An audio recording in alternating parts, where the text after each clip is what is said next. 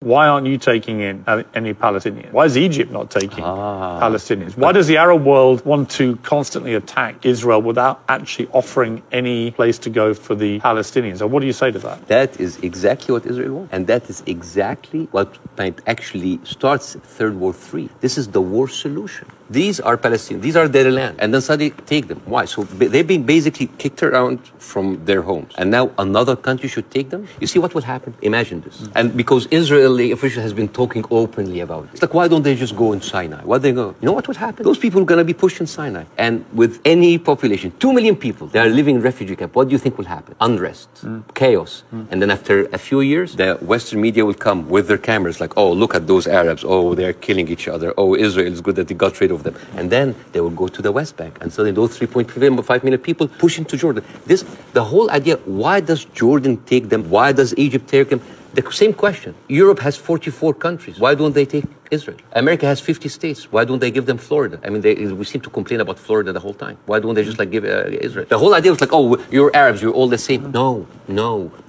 Israel morally corrupted the West like no other. I think the West will have a lot of time to recover because for years, the West has been telling us, oh, look, we're liberal. We're all about human rights. All are equal. Adopt our values. And then suddenly, you don't want to even cease. We don't want to even tell Israel to stop. Most independent studies of what happened have concluded that it was almost certainly a militant stroke terror group inside Gaza, and they fired a rocket which landed in the hospital car park. In other words, it wasn't an Israeli airstrike. So I have an issue with that because for 3 days before the attack, the priest and the patriarch of the hospital, because it's called the Baptist hospital, said that they have received multiple warning from Israel that they're going to hit the hospital. And then at the time of the hit of the hospital, one of the top aides of Netanyahu, he tweeted about we hit the hospital, and then he deleted it, and then basically Israel gaslighted the world. But that's why I said most independent. No, that's not true. New York Times actually just published something to prove that it was shot from Israel, and the thing is, no, they didn't. Though. Okay, numbers. They didn't. Numbers. That's not true. Okay. The New York Times has not reported that it was Israel. No, they said they haven't. That's not true. Over 10 years, Hamas launched 35,000 rockets into Israel. And many failed. They killed 69 people.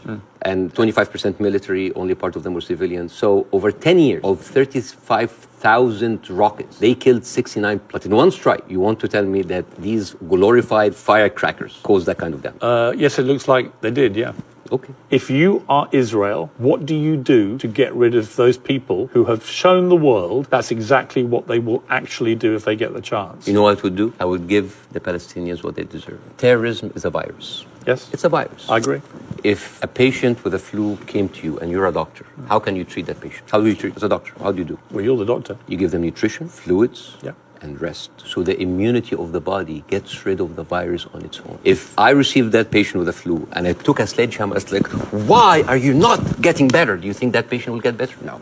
You are weakening, you are making him worse. And I asked ChatGPT simple questions. Do Israelis deserve to be free? And you know what they tell me? Yes, Israelis deserve the right like any other people. And then I asked the same question. Do Palestinians deserve to be free? And you know what they tell me? It is complex. It is a sensitive issue. Well, it's not complex. It's not sensitive. The Palestinian people should be free. Yeah, but even the machines have... Let me finish. And they should have exactly the same rights to freedom and freedom of expression and a way to lead their lives and to water and to power and to internet that Israelis have and we have here in America and we have back in my home country of the UK. And I want that for the Palestinian people.